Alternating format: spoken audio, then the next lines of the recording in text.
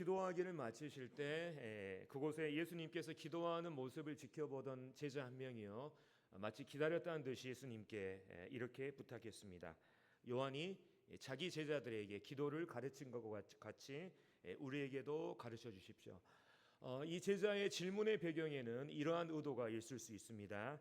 예수님 당시에 이스라엘의 종교 집단, 그러니까 바리새파나 아니면 사두개파 같은 이러한 종교 집단들은요, 당시에 자신들의 이 정체성을 나타내고 또 그 집단 간의 화합을 독려하기 위해서 한 가지 기도문을 만들어서 그것을 통째로 외웠다고 하는 이러한 기록이 있습니다.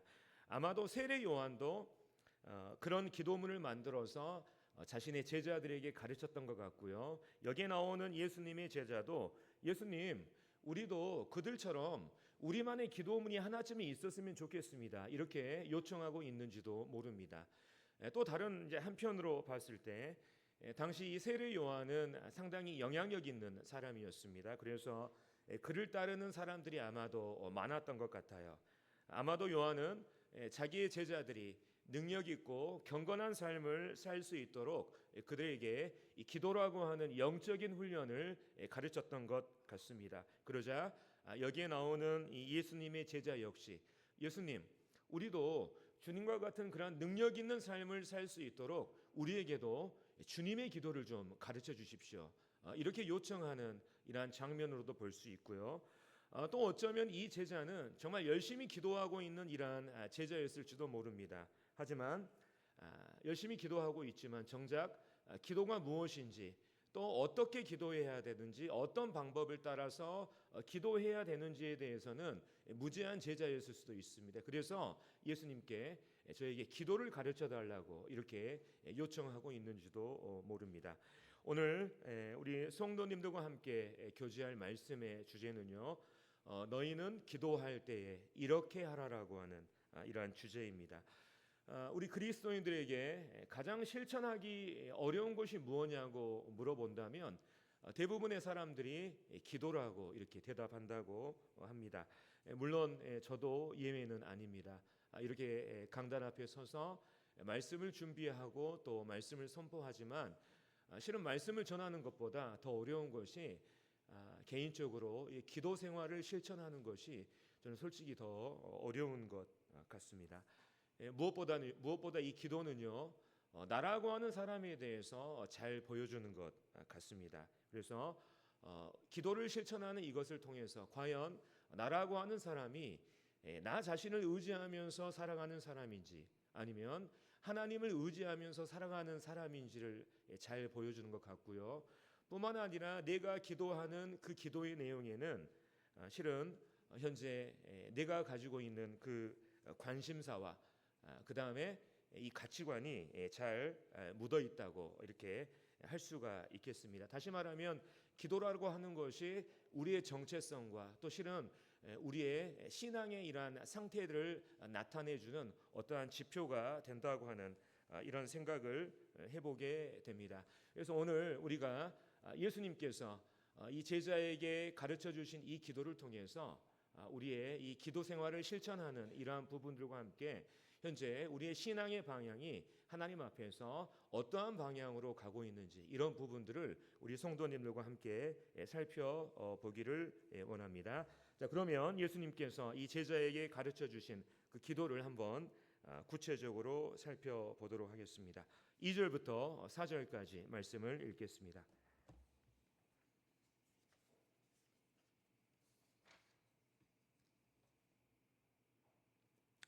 예수께서 이르시되 너희는 기도할 때에 이렇게 하라. 아버지여, 이름이 거룩히 여김을 받으시오며 나라가 임하시오며 우리에게 날마다 일용할 양식을 주시옵고 우리가 우리에게 죄 지은 모든 사람을 용서하오니 우리 죄도 사하여 주시옵고 우리를 시험에 들게 하지 마시옵소서 하라. 기도를 가르쳐달라는 이 제자의 요청에 예수님께서는 2절에서 이렇게 말씀하십니다. 너희는 기도할 때에 이렇게 하라. 우리는 예수님께서 말씀하신 너희는 기도할 때 이렇게 하라고 하는 이 말씀의 의미가 예수님 당시에 그 이스라엘의 어떤 종교 집단들처럼 또 오늘날 대부분의 어떤 교회에서 하는 것처럼 그 기도문을 통째로 외워서 마치 주문을 외우듯이 반복적으로 중얼거리라고 하는 이러한 의미가 아닌 것을 우리는 이미 다 알고 있습니다. 예수님이 말씀하신 너희는 기도할 때 이렇게 하라고 하는 이 말씀의 의미는요, 바로 너희는 이런 식으로 기도하라, 이러한 의미를 가지고 있습니다. 다시 말해서 예수님께서는 우리가 하나님께 드리는 이 기도에 있어서 하나의 이 가이드라인, 이 안내서를 우리에게 제시해 주셔서 우리가 하나님께 기도할 때 어떠한 마음가짐, 또 어떠한 우선순위, 어떠한 내용과 방법을 따라서 기도해야 되는지에 대해서 우리에게 구체적으로 알려주고 계시는 것이죠. 뿐만 아니라 여기에 우리가 방금 읽은 누가복음 11장에 나와 있는 예수님께서 가르쳐 주신 이 기도가 이 마태복음 6장에 나와 있는 소위 주 기도문의 이 내용과 흡사하기 때문에 아마 이 주 기도문을 떠올리시는 이러한 분들도 계실 텐데요. 내용은 비슷하지만 약간의 차이가 있습니다. 마태복음 6장의 이 기도가 예수님께서 이 산상수훈의 설교 때 사람들에게 가르쳐 주시는 이런 기도라면 이 방금 우리가 읽은 누가복음 11장에 나와 있는 이 기도의 이 배경은 명확하지가 않습니다. 뿐만 아니라 마태복음 6장의 이 주 기도문을 예수님께서 말씀하신 그 배경에는요, 바로 사람이 기도할 때 자기의 경건함을 드러내기 위해서 사람들 앞에서 외식적으로 하는 기도를 경고하는 것에 초점이 맞춰져 있다면 우리가 방금 읽은 누가복음 11장의 이 기도는 우리가 하나님께 개인적으로 드리는 이 기도에 조금 더 초점이 맞추어져 있는 것 같습니다. 그러면 지금부터 주님께서 가르쳐 주신 이 기도에 관한 이 가이드라인을 우리가 조금 더 구체적으로 살펴보도록 하겠습니다. 예수님께서 가르쳐 주신 이 기도는요, 아버지여라고 하는 이 단어로 시작하고 있습니다. 이 아버지여라고 하는 이 첫 마디는요, 우리가 기도할 때 하나님을 부르는 이 호칭을 넘어서서 여러 가지 중요한 의미를 담고 있습니다. 이 예수님 당시에 유대인들은요, 이 하나님을 너무나 거룩하고 초월적인 분으로 여긴 나머지 감히 하나님의 이름을 함부로 부르지 못했다고 합니다. 더군다나 여기 나와 있는 것처럼 하나님을 아버지라고 부른다고 하는 것은 상상조차 할 수가 없는 것이었죠. 하지만 우리는 어떻습니까? 우리는 예수님 안에서 하나님의 자녀라고 하는 새로운 신분과 관계를 근거로 하나님을 아버지라고 이렇게 부를 수가 있습니다. 예수님은 우리가 기도를 시작할 때 하나님을 아버지라고 이렇게 부름으로써 하나님과의 이 새롭고 친밀한 관계를 권리 삼아서 하나님 앞에 나아가라고 지금 말씀하고 계십니다. 뿐만 아니라 이 아버지라고 하는 이 호칭에는 신뢰가 담겨 있어요. 우리 아버지를 우리가 다른 말로 어린 아이들은 아빠 이렇게 부르지 않습니까? 이 세상에서 아빠라고 하는 이 단어보다 든든한 단어가 있을까요? 이 아빠라고 하는 존재는 자녀들을 사랑하고 보호하고 또 자녀에게 필요한 것들을 채워줄 수 있는 아주 든든한 존재이죠. 그렇기 때문에 자녀들이 부르는 이 아빠라고 하는 이러한 호칭 안에는요, 바로 이 아빠를 향한 무한한 신뢰가 담겨 있습니다. 예수님께서는 우리가 기도할 때 하나님을 아버지라고 부르는 이것을 통해서 이렇게 시작함으로써 기도에 임하는 우리의 마음가짐이 하나님을 향한 무한한 신뢰의 마음을 가지고 기도할 것을 우리에게 말씀하고 계십니다. 뿐만 아니라 아버지라고 하는 이 존재는 가정의 이 가장으로서 자녀들에게 아주 절대적인 존재입니다. 그렇기 때문에 아버지에게는 특별한 권위가 있죠. 우리가 기도하면서 하나님을 아버지라고 부를 때 그 안에는 이런 의미가 있습니다. 하나님은 저에게 정말 절대적인 존재이십니다. 제가 하나님의 그 권위를 인정하고 존중하겠습니다. 정말 제가 지금 저의 원함을 가지고 하나님께 기도하지만 먼저는 하나님의 그 선한 계획을 제가 믿고 따르겠습니다. 하나님의 뜻과 하나님의 그 권위를 제가 존중하겠습니다. 이러한 의미가 담겨져 있는 것이죠. 결론적으로 예수님께서는 우리가 기도를 시작할 때에 하나님을 아버지라고 부르는 이 고백을 통해서 우리가 하나님과의 친밀한 관계의 근거에서 하나님 앞에 나아가되 하나님을 향한 그 무한한 신뢰의 마음과 뿐만 아니라 그분의 권위와 그분의 뜻을 존중하겠다고 하는 이러한 자세로 기도에 임할 것을 말씀하고 계십니다. 그래서 이 아버지여라고 하는 이러한 단어에는 기도에 임하는 우리의 마음가짐이 과연 어떠해야 하는가, 이런 부분들을 예수님께서 가르쳐 주신 것이라고 믿습니다. 그리고 뿐만 아니라 예수님께서 가르쳐 주신 이 기도의 서두, 이것은 어떻게 시작하고 있냐면 이름이 거룩히 여김을 받으시오며 나라가 임하시오며 이렇게 출발하고 있습니다.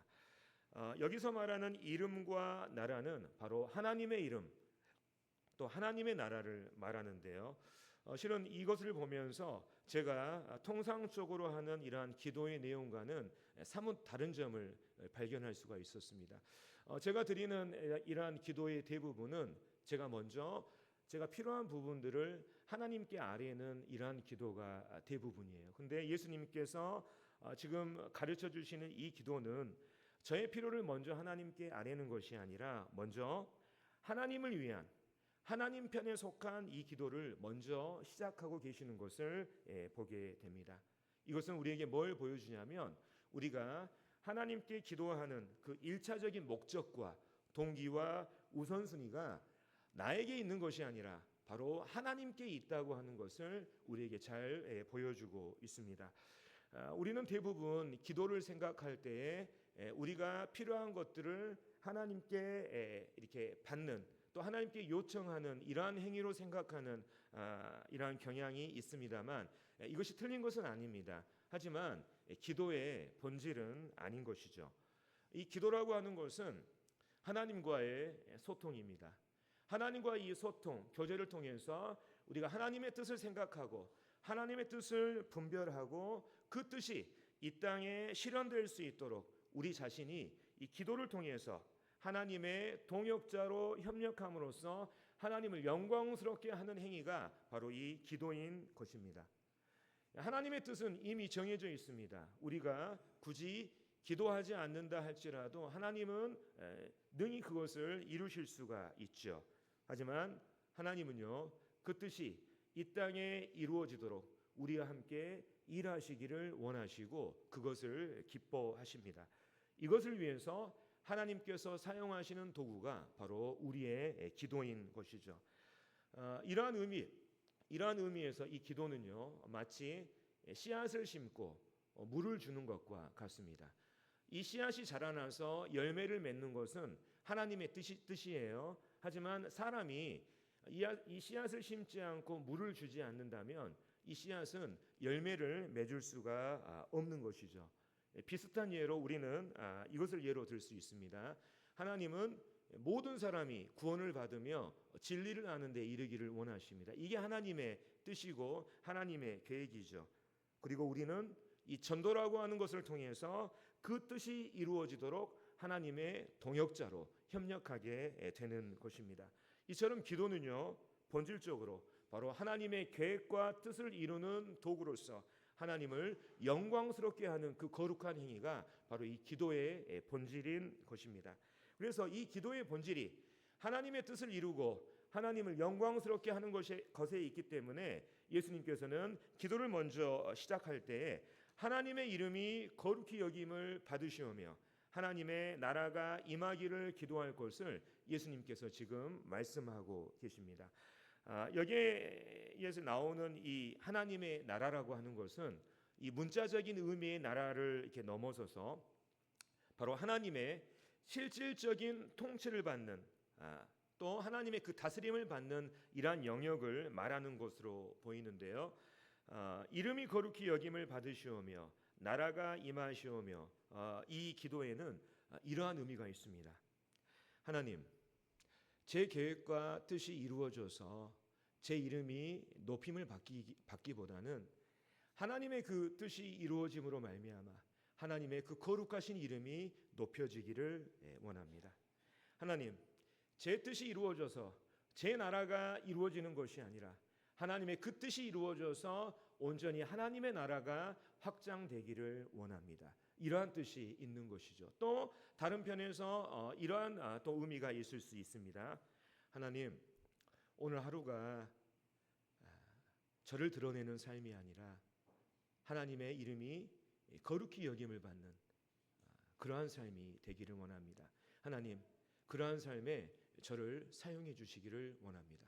하나님, 오늘 하루 제 나라를 포기하겠습니다. 제가 오늘 하루 하나님의 그 실질적인 다스림과 통치를 받는 그러한 하루를 제가 살 수 있도록 하나님 도와주십시오.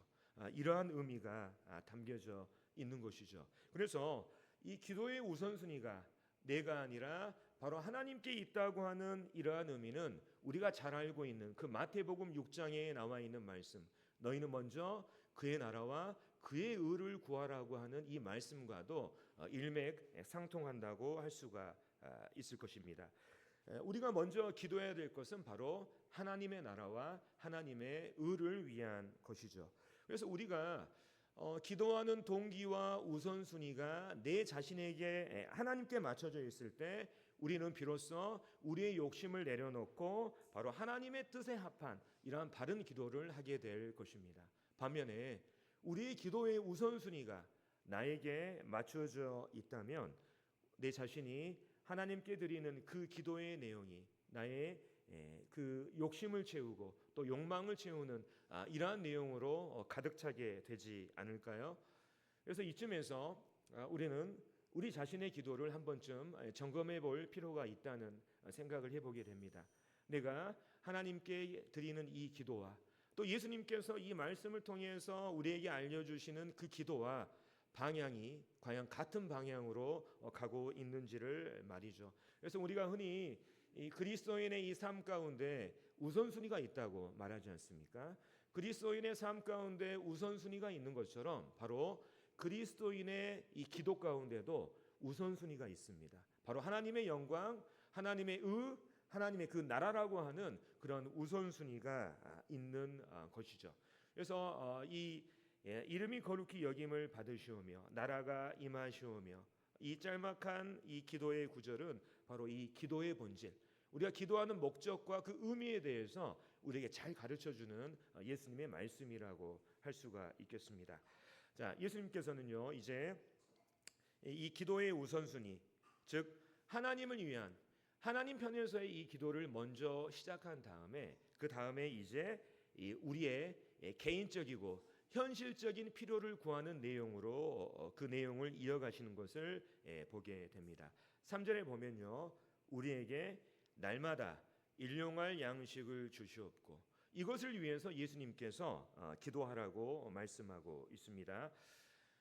간혹 하나님은 우리의 모든 필요를 아시는 분이기 때문에 우리가 하나님께 개인적인 필요를 구하는 이러한 기도는 별로 성숙하지 못한 분이다, 성숙하지 못한 기도다, 이렇게 말하는 이러한 분들이 계실 수도 있는데요. 분명한 것은 예수님께서 제자에게 우리에게 가르쳐 주신 그 기도의 내용에는 바로 우리의 개인적인 필요를 구하는 내용이 아주 분명하게 포함되어 있다는 사실입니다. 그래서 예수님께서는 우리가 기도할 때 날마다 일용할 양식을 위해서 하나님께 기도하라고 이렇게 가르치신데요. 여기서 말하는 이 양식이라고 하는 것은 바로 우리의 생명을 유지하는 데 필요한 우리의 육체적인 필요를 우리에게 말하고 있습니다. 그래서 소위 의식주를 비롯해서 어떤 재물과 건강과 직장과 결혼과 같은 이러한 필요를 위해서도 우리는 하나님께 기도를 해야 되는 것이죠. 우리는 예수님이 가르쳐 주신 대로 이 양식을 위해서 기도해야 됩니다. 근데 여기에 주목할 만한 표현이 하나 있어요. 그 양식은 어떠한 양식입니까? 여기 나와 있는 것처럼 날마다 일용할 양식이라고 하는 것입니다.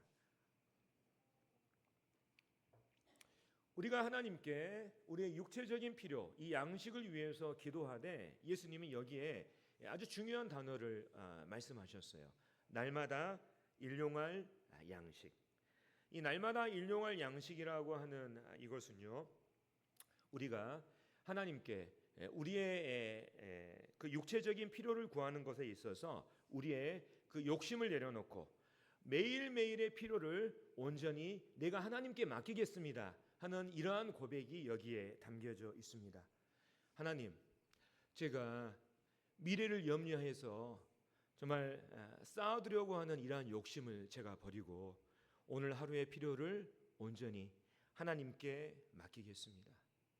제가 욕심내지 않고 하나님께서 저에게 공급하신 것들에 대해서 정말 제가 만족하고 감사하는 이러한 삶을 살겠습니다 하는 이러한 고백이 담겨져 있는 것이죠.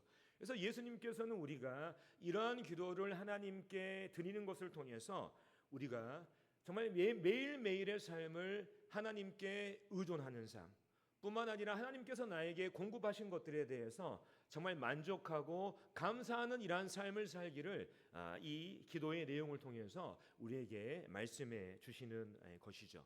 그래서 우리는 날마다 일용할 양식, 우리의 육체적인 필요를 위해서도 기도해야 되지만 이 다음에 나와 있는 것처럼 우리는 우리의 영혼의 필요를 위해서도 기도해야 합니다. 4절에 보면 우리가 우리에게 죄 지은 모든 사람을 용서하오니 우리 죄도 사하여 주시옵고. 예수님께서는 우리가 육체적인 필요를 위해서도 기도해야 하지만 우리의 영혼의 필요를 위해서도 기도하라고 말씀하십니다. 예수님께서는 우리가 여기에 말씀에 나와 있는 것처럼 죄를 용서받기 위해서 이렇게 기도하라고 말씀하십니다. 여기서 말하는 이러한 죄는요, 지옥 갈 죄를 말하는 것이 아니에요. 지옥 갈 죄는 이미 예수님께서 십자가에서 흘리신 피로 모두 용서가 되어 있습니다. 여기서 말하는 죄는 어떤 죄를 말하는 것이냐? 바로 우리가 하나님의 자녀로서 이 땅을 살아가면서 우리가 짓게 되는 이러한 죄들을 말하는 것이죠. 자, 그렇다고 한다면 우리는 왜 매일매일 우리의 이 죄를 용서받기 위해서 하나님께 이러한 기도를 해야 되는 것일까요? 그 이유는 우리가 지은 죄로 인해서 우리가 지옥 갈 염려는 없지만 그 죄가 하나님과의 친밀감을 떨어뜨리고 또 하나님과의 그 교제를 가로막으며 뿐만 아니라 하나님과 성도들 향해서 벽을 만들어 버리기 때문에 그렇습니다. 우리가 에덴 동산에서 아담과 하와가 죄를 지었을 때 그들이 어떤 행동을 했습니까? 하나님을 두려워해서 하나님으로부터 숨었지 않습니까?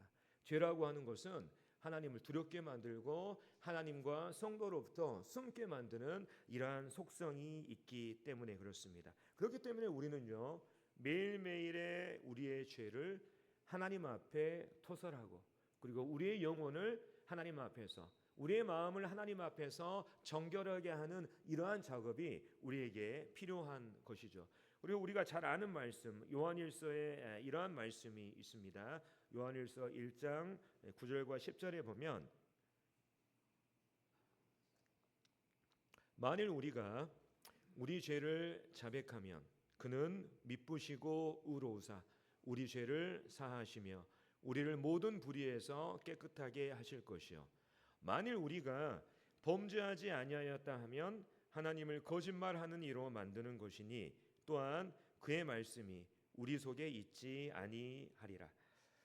이 요한일서 말씀에서도요, 바로 신자들에게 하나님 앞에 자신의 그 죄성을 인정하고 고백하고 용서받는 이 자백의 기도가 필요하다고 하는 것을 우리에게 말해주고 있습니다. 특별히 이 10절 말씀에 보면 이 자신의 죄에 대해서 죄에 대한 인식이 없는 사람, 그로 말미암아 그 자백의 필요성을 전혀 느끼지 못하는 이러한 사람들은 실은 그 하나님의 말씀이 그 속에 있지 않는 사람, 다시 말하면 구원받지 못한 이러한 사람이라고 하는 것을 우리에게 가르쳐주고 있는 것이죠. 그래서 우리는 매일매일의 우리의 삶 가운데 우리가 하나님 앞에 짓게 되는 이러한 죄들을 하나님 앞에 자백하고 고백하고 용서받음으로써 우리의 이 영혼과 마음을 깨끗하게 하는 이러한 작업이 실질적으로 필요한 것입니다. 근데 우리가 주목할 건 뭐냐면 하나님 저의 죄를 용서해 주십시오. 이 앞에 한 가지 중요한 특별한 단서가 붙습니다. 그것은 뭐냐면 우리가 우리에게 죄 지은 모든 사람을 용서하겠다고 하는 이 특별한 고백이 내 죄를 사해 달라고 하는 이 앞에 단서로 붙는다고 하는 사실입니다. 왜 예수님께서는 우리가 우리에게 죄 지은 모든 사람들을 용서하겠다고 하는 이 고백을 이 기도의 내용에 포함하고 계실까요?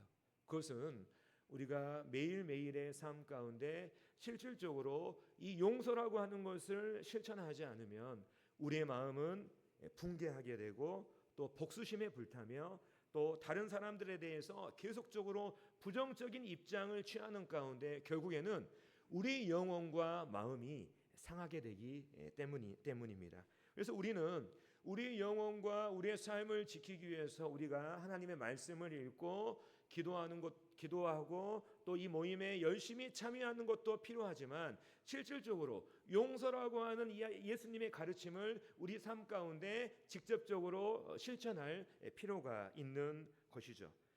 특별히 이제 예수님께서는요, 이 마태복음 6장에서 이 기도에 관련해서 또 이 말씀하실 때, 이 주 기도과 관련해서 말씀하실 때 이러한 내용을 말씀하셨어요. 6장 14절 15절을 제가 읽겠습니다.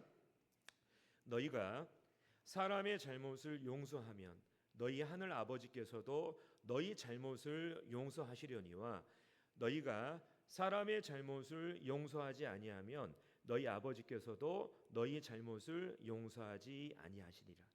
다시 말하면 여기서 말하는 하나님의 그 용서의 조건의 그 단서가 우리가 다른 사람들을 용서하는 이것임을 우리에게 지금 단적으로 이렇게 말해주고 있는데요. 여기서 하나님께서 너희 잘못을 용서하지 않는다, 이 말은 내가 그 예수님의 십자가에 흘린 피로 너희 죄가 다 용서받니 이거 다 취소시키고 너희 다 지옥에 보내겠다, 이러한 의미가 아니라 하나님과의 관계 안에서 이루어지는 그 불편한 것들, 이것들을 예수님께서 지금 말씀하고 계십니다. 다시 말해서 우리가 어떤 사람들에 대한 용서를 우리가 고의적으로 거부하거나 용서하지 않은 마음을 우리가 지속적으로 갖게 될 때 결국 하나님과의 거리낌 없는 이러한 교제가 불가능하고요. 뿐만 아니라 우리가 하나님께 드리는 이 기도에 대한 응답이 막히게 되는 거예요. 뿐만 아니라 하나님으로부터 오는 이 복을 우리가 직접적으로 경험할 수 없는 이러한 불편함 가운데 우리가 거하게 된다고 하는 것을 지금 말씀하고 계시는 것입니다. 실은 우리가 다른 사람을 향해서 용서를 실천해야 되는 가장 첫 번째 이유는 뭐냐면 바로 우리가 하나님으로부터 무한한 죄를 용서받았기 때문에 그렇습니다. 마태복음 18장에 보면 베드로가 예수님께 이렇게 질문하는 내용이 나옵니다. 예수님, 다른 형제가 나에게 죄를 범하게 되면 예수님, 제가 도대체 몇 번까지 용서해야 됩니까? 그러자 예수님께서 이렇게 말씀하시죠. 거의 무한대에 가까운 이러한 죄를 용서하라고 예수님이 말씀하시면서 예수님께서 한 가지 예를 이야기를 들려주십니다. 바로 10,000달란트의 빚을 주인으로부터 탕감받는 사람에 대한 이야기를 예수님께서 이 베드로와 거기에 함께 있던 제자들에게 들려주시죠. 실은 이제 우리가 여기 이제 10,000달란트라고 하는 내용이 나오는데 이 10,000달란트라고 하는 액수가 어느 정도의 액수인지 우리가 가늠할 수가 없습니다. 자, 이 말씀을 좀 더 이해하기 위해서 마태복음 18장 한번 보겠습니다. 이 부분 읽고 교제 나누겠습니다.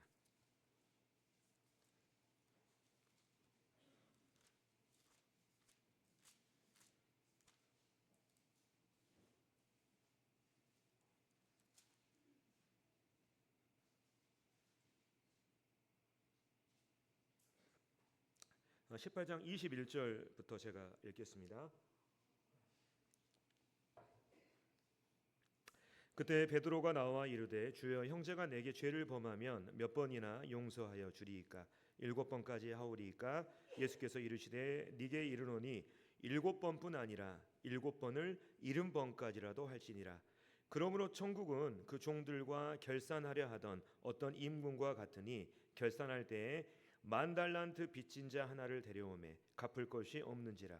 주인이 명하여 그 몸과 아내와 자식들과 모든 소유를 다 팔아 갚게 하라 하니 그 종이 엎드려 절하며 이르되 내게 참으소서 다 갚으리이다 하거늘 그 종의 주인이 불쌍히 여겨 놓아 보내며 그 빚을 탕감하여 주었더니 그 종이 나가서 자기에게 100데나리온 빚진 동료 한 사람을 만나 붙들어 목을 잡고 이르되 빚을 갚으라 하매 그 동료가 엎드려 간구하여 이르되 나에게 참아 주소서 갚으리이다 하되 허락하지 아니하고 이에 가서 그가 빚을 갚도록 옥에 가두거늘 그 동료들이 그것을 보고 몹시 딱하게 여겨 주인에게 가서 그 일을 다 알리니 이에 주인이 그를 불러다가 말하되 악한 종아 네가 빌기에 내가 네 빚을 전부 탕감하여 주었거늘 내가 너를 불쌍히 여김과 같이 너도 네 동료를 불쌍히 여김이 마땅하지 아니하냐 하고 주인이 노하여 그 빚을 다 갚도록 그를 옥졸들에게 넘기니라.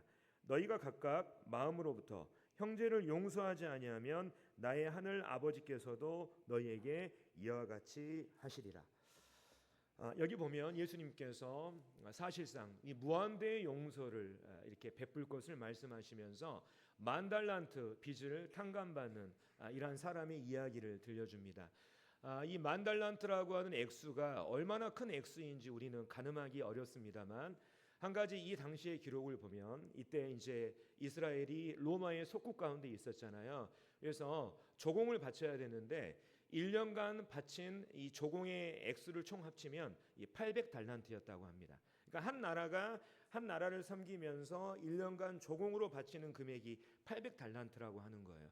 그렇다고 하면 여기에 나와 있는 10,000달란트라고 하는 이 액수가 얼마나 천문학적인 액수인가를 우리가 알 수가 있죠. 그래서 어떤 성경학자들은 이 10,000달란트라고 하는 금액을 산정을 할 때 약 160조 이렇게 산정하는 이러한 학자도 있습니다. 근데 이 어마어마한 빚을 탕감받은 종이 이제 자기에게 100데나리온, 이 100데나리온은 10,000달란트를 이제 계산하면 10,000달란트의 10,000,000분의 1에 해당되는 이러한 금액입니다. 그래서 자기에게 이 10,000,000분의 이 100데나리온을 빚진 자를 그가 용서하지 않고 그를 옥에 가두는 이러한 장면이 나오지 않습니까? 그리고 그 일이 이제 주인의 귀에 이제 들려가게 되죠. 그래서 이 주인이 이 매정한 종을 뭐라고 부르냐면 악한 종이라고 부릅니다. 그러면서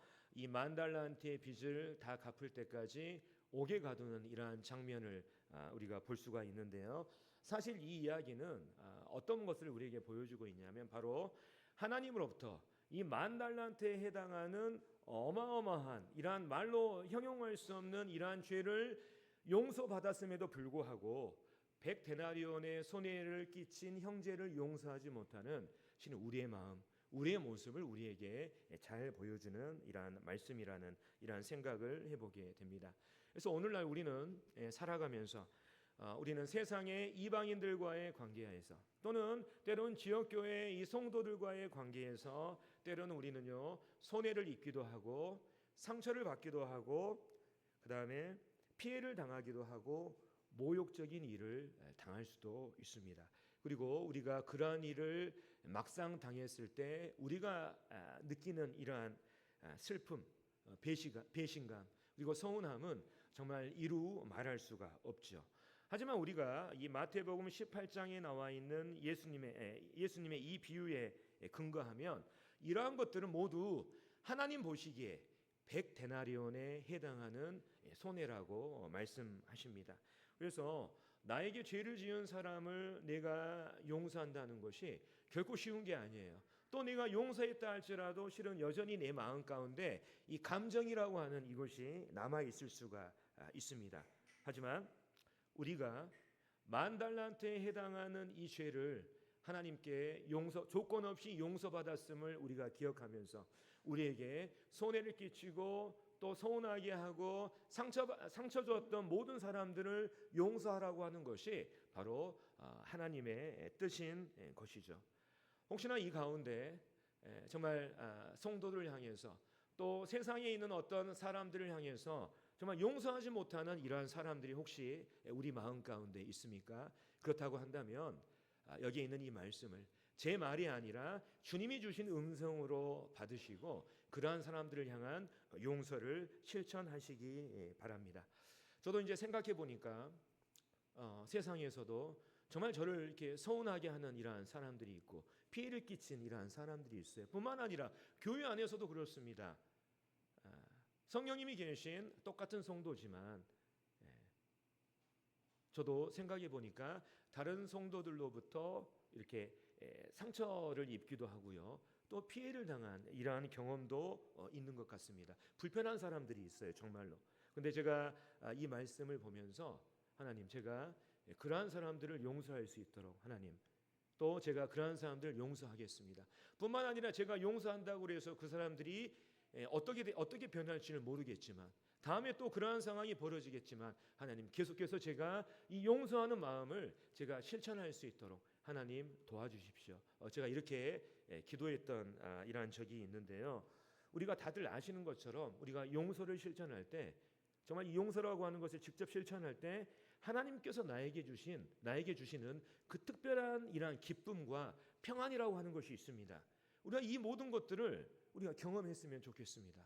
용서를 실천하고 용서를 통해서 하나님이 주시는 이러한 기쁨과 평안을 우리가 마음 가운데 간직하면서 사는 이러한 성도들이 되기를 원하는 이러한 마음이 있고요. 그 다음에 우리가 또 다른 사람들을 용서하기 위해서 우리가 한 가지 알아야 될 사실이 있습니다. 그것은 뭐냐면 나 역시 다른 어떤 누군가로부터 용서받아야 할 자라고 하는 것을 우리가 아는 것이 굉장히 중요합니다. 종종 우리는요, 살아가면서 다른 사람이 나에게 저지른 이러한 잘못, 또 손해, 서운한 일들을 생각하면서 정말 이 피해의식에 사로잡히는 이러한 경우가 많습니다. 근데 우리가 곰곰이 생각해 보면요, 정말 우리가 한 가지 부인할 수 없는 이러한 사실은 뭐냐면 나도 알게 모르게 다른 사람들에게 죄를 짓기도 하고 상처를 주기도 하고 피해를 입힌다고 하는 이러한 사실입니다. 어쩌면 나는 다른 사람들보다 더 많은 피해를 다른 사람에게 입히고 있는 이러한 사람일지도 모릅니다.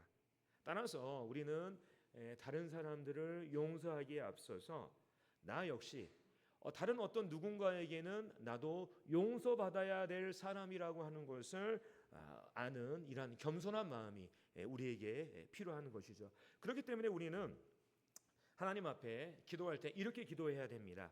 우리가 우리에게 죄 지은 모든 사람을 용서하오니 우리 죄도 사하여 주시옵고, 하나님, 제가 하나님께 정말 갚을 수 없는 죄를 용서받았다고 하는 이 사실을 제가 기억하면서 나 역시 다른 어떤 누군가에게 용서받아야 될 이란 사람이라는 것을 제가 인정하면서 저에게 죄 지은 모든 사람들, 오늘 하루 저를 서운하게 했던 모든 사람들을 제가 용서하며 살겠습니다. 그리함으로 그리스도의 그 평강이 저의 마음을 주장할 수 있도록 하나님 도와주십시오. 그리고 또한 제가 다른 사람들을 용서한 것처럼 하나님께서도 제 죄를 용서해 주시기를 원합니다. 그리함으로 제가 깨끗한 가운데 하나님과의 그 교제가 막히지 않도록 하나님으로부터 오는 그 충만한 복을 제가 경험하면서 계속적으로 살아갈 수 있도록 하나님 저를 지켜주시고 저를 도와주십시오. 이러한 기도가 우리에게 필요한 것이죠. 그래서 우리는 우리의 죄를 용서받는 기도도 필요하지만 그에 앞서서 다른 사람을 위한 용서를 실천하는 이것이 우리에게 필요합니다. 자, 뿐만 아니라 이제 마지막으로 예수님께서 기도를 통해서 우리에게 가르쳐 주시는 이런 부분, 마지막으로 예수님께서는 우리를 시험에 들게 하지 마시옵소서 이렇게 기도할 것을 가르치셨습니다. 성경에서 이 시험이라고 하는 단어가 나올 때 크게 이제 두 가지 의미가 있습니다. 하나는요, 하나님께서 사람의 믿음을 단련하고 증명하기 위해서 하나님께서 하시는 이 긍정적인 의미의 시험이 있습니다. 하나님께서 신자들에게 하시는 이러한 시험이요. 다른 하나는 이 사탄이 사람의 믿음을 무너뜨리고 넘어지게 하기 위해서 사용하는 부정적인 의미의 시험이 있습니다. 여기에 예수님께서 말씀하시는 우리를 시험에 들게 하지 마시옵소서, 여기에 나오는 시험은 바로 이 두 번째 시험, 사탄이 신자들을 죄악으로 이끌고 넘어지게 하기 위해서 정말 그 악한 의도를 가지고 하는 이러한 사탄의 시험, 유혹을 말하는 것이죠. 자, 그렇다면 왜 주님께서는 우리가 하나님께 기도할 때 우리 자신을 사탄의 시험으로부터 우리를 지켜주십시오, 건져주십시오, 이런 기도를 하라고 말씀하시는 것일까요? 그 이유는요, 우리가 늘 이 사탄의 시험 가운데 넘어갈 수밖에 없는 연약한 존재이기 때문에 그렇습니다. 우리가 연약한 존재이기 때문에 우리는 늘 하나님의 그 자비와 은총과 보호하심을 위해서 하나님께 기도해야 하는 것이죠. 예수님께서도 우리와 같은 연약한 육신을 가지고 이 땅에서의 삶을 사셨습니다. 우리의 그 연약한 것을 몸소 체험하셨죠. 그분은 우리의 이 연약함에 비해서 이 사탄의 이 시험, 이 사탄의 유혹이 얼마나 집요하고 지혜롭고 치밀한 것인지를 예수님께서 이미 그것을 몸소 체험하셨기 때문에 바로 우리가 하나님의 그 능력과 은혜에 힘입어서 사탄의 시험에 넘어가지 말고 우리 영혼을 지킬 수 있도록 기도하라고 우리에게 말씀하고 계시는 것입니다. 우리는요, 사탄이 가지고 있는 지혜와 능력을 우리는 잘 모릅니다. 우리는 사탄에 대해서 정말 과소평가하는 이러한 경향이 있어요. 사탄은요, 우리가 생각하는 것보다 훨씬 교묘하고 집요하고 치밀합니다. 사탄이 얼마나 교묘한지에 대해서는 그가 에덴 동산에서 하와를 시험하는, 유혹하는 장면에 나와 있습니다. 그는 직접적으로 하와에게 하나님의 말씀을 어기라고 말하지 않습니다. 대신 하와의 마음에 뭘 심습니까? 의심의 씨앗을 심어요. 하나님이 정말 그거 먹지 말라고 하시더냐? 이런 의심의 씨앗을 심죠. 그로 말미암아 사람은 하나님 앞에서 범죄하는 것을 보게 됩니다. 뿐만 아니라 사탄이 얼마나 치밀하고 집요한 존재인지에 대해서는 사탄이 예수님을 시험하는 장면에 잘 나와 있습니다. 예수님께서 광야에서 40일간 금식하실 때 그때 사탄이 나타나잖아요. 예수님의 그 극심한 육체의 그 굶주림을 이용해서 그가 먼저 어떻게 얘기합니까? 이것을 돌을 빵으로 만들어 보라고 예수님을 유혹하잖아요. 사탄이 정말로 사람의 그 육체의 필요와 그 연약함을 이용하는 이 치밀한 존재라고 하는 것을 우리에게 보여주고 있습니다. 근데 이제 그것이 통하지 않자 이제는 뭘 이용합니까? 인간의 명예욕을 이용해서 예수님을 시험하고요. 그것도 통하지 않자 이 다음에는 인간의 권력욕을 이용해서 예수님을 시험하는 것을 보게 됩니다. 물론 예수님은 이 모든 시험을 다 이겨내셨지만 이 이야기는요, 사탄이 얼마나 치밀하고 집요한 존재인지를 우리에게 잘 보여주는 이러한 예라고 할 수가 있습니다. 또한 사탄은요, 늘 우리 곁에 있습니다. 사탄은 이 세상의 임금으로서 믿지 않는 자들의 이 마음을 어둡게 할 뿐만 아니라 신자들의 마음을 어둡게도 하고 또 교회 안에서도, 지역교회 안에서도 그 영향력을 행사하고 있습니다. 지역교회 안에서 사탄이 아무런 힘도 쓰지 못할 것이라고 하는 이러한 생각은 아주 큰 오산입니다. 단적인 예를 들어서 사탄은 오늘 우리가 이제 이 다음 시간에 이게 예배를 드릴 텐데요. 하나님께 드리는 그 예배와 찬양 가운데서 우리들이 하나님 앞에 온전한 예배를 드리지 못하도록 어떤 성도의 마음 가운데는 그 성도의 마음을 어지럽게 할 수도 있습니다. 뿐만 아니라 하나님의 말씀이 선포되는 이 시간에도 사탄은 어떤 성도들의 마음을 어둡게 함으로 인해서 말씀에 집중하지 못하고 그 말씀에 감화되지 못하도록 어떤 성도의 마음을 어지럽힐 수도 있어요. 뿐만 아니라 사탄은 형제 자매들이 옹기종기 모여서 하나님의 말씀을 교제하는 그 시간에도 어떤 성도의 마음 가운데 경쟁심을 부추길 수도 있고요. 또 우리가 교회 안에서 수고하고 봉사하는 이러한 그 시간에도 어떤 성도의 마음에 불평과 불만의 씨앗을 심을 수도 있습니다. 뿐만 아니라 우리가 개인적으로 하나님께 기도하고 말씀을 보는 이러한 시간에도 사탄은 늘 굶주린 사자처럼 우리의 빈틈을 노리고 있습니다. 사탄이 바로 그러한 존재인 것이죠. 결론적으로 사탄은 늘 우리 곁에 있습니다.